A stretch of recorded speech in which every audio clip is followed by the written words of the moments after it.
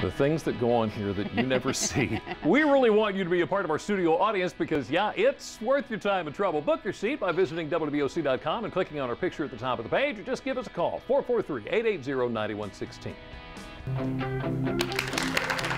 So this time of year, a lot of us are enjoying delicious home-cooked meals at cookouts with family and friends, and fried chicken.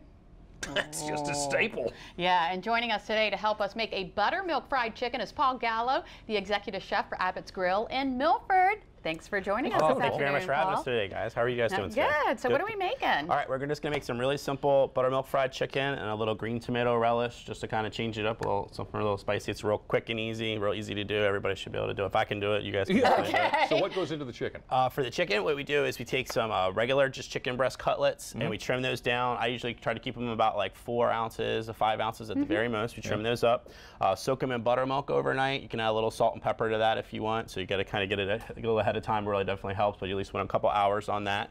And then we're going to have a little seasoned flour dredge that we put through with that. So we have some salt, pepper, some thyme, a little bit of cayenne pepper. It won't be that hot. You don't have to worry about that. If you want to alleviate that, you can, but it just definitely helps give that nice southern flavor to it. And we're doing a green tomato relish. And a green tomato relish with that as well, which is just simple. Real here we have some red bell pepper, our green tomatoes, a little bit of red onion, some nice vinegar and olive oil, and a little bit of chives that kind of help spice it up at the end. This is sounding good. Okay, we'll get us started. What are we going to do? Okay, awesome. So Lisa, what I'm going to have you do is you're just going to take, this is just all-purpose flour, and we're going to be real simple. We're just going to take all this stuff here and kind of add it in, your sugar, salt, cumin, and everything like that. And it's all pre-measured. And then I get to stand here and watch her, right? You get to stand here and watch her. We're going to give you the knife, so you got to be real careful because you're close to me. So we're just going to start dicing up all this stuff pretty evenly. Just a red bell pepper. It's pretty much just about even amounts of everything. Just kind of making a nice little relish, almost like a salsa. So just think salsa. So gotcha. Yeah, all right. So not big dicing here. Yeah, a little smaller. A little small. But if it comes out looking bad, we call that rustic in a professional kitchen. That's how we go with that. I really like the way you think.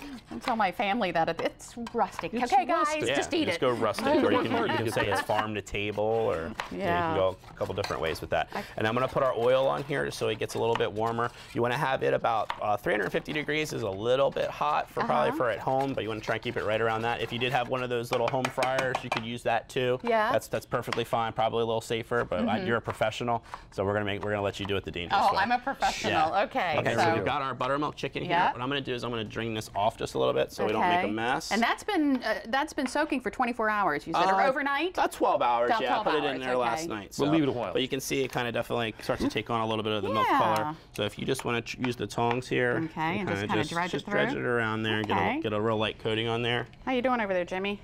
Hey, I'm just... Okay, I'm just checking up on you. He's doing good. The good news is there are no fingers yet. Remember, it's a green tomato relish, so if you start seeing red, that's not good. We got a problem. Something went wrong. All right. And the chicken, it will only take probably about, maybe like 4 or 5 minutes for each breast to kind of fry in the oil. Really? Yeah. I guess that temperature is that high. It doesn't take long. It doesn't take too bad as long as you've got the breast a little bit pounded out to be nice and thin. Okay. Do I go ahead and put it in? Yeah, go ahead. Let's check her out. She should be good. Oops. Now let me make a mess first. Yeah, if you That's hear what that, we do. You hear that nice sizzle, we're good. You can probably fit another one in there and be okay. I'm going to put this one in. It's a little smaller.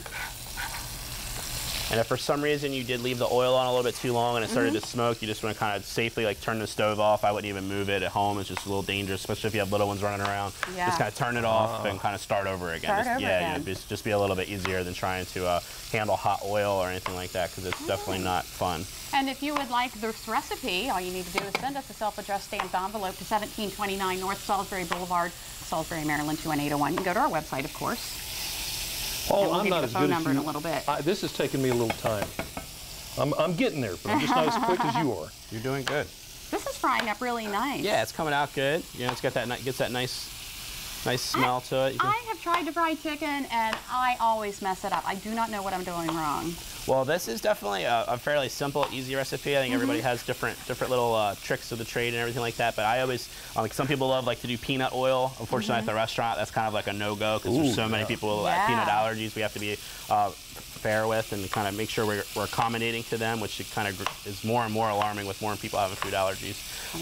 But you really just want to have that high temperature, and really I always tell people to try to fry everything through in the pan as best you can, controlling that temperature. Because a lot of times people fry it, they think it's getting too dark, so then they go into the oven, and you'll lose that crispy, crunchy flavor to it. And that's really what everyone loves about their fried chicken, is that nice crisp and crunch. Paul, I'm looking forward to this. If for no other reason, the only time I ever indulge in fried chicken is through the drive-thru. So I'm really looking forward to how this works out. But this is going good. And you want to turn it every once in a while, and that'll kind of help prevent anything from burning too much. But it looks like we're doing pretty good here so far.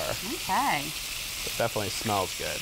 All right, so what we're going to do is we're going to let this cook up, let Jimmy finish cutting there, because he's still dicing. So don't go anywhere.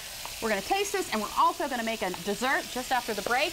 We'll be back in the Delmarva Life Kitchen learning to make a panna cotta topped with grilled peaches and balsamic. Do I have to dice anything for that? You don't have to cut it. Good.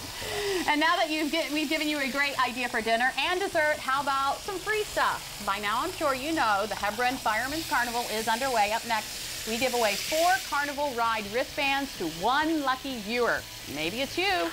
Don't go anywhere. Delmarva Life.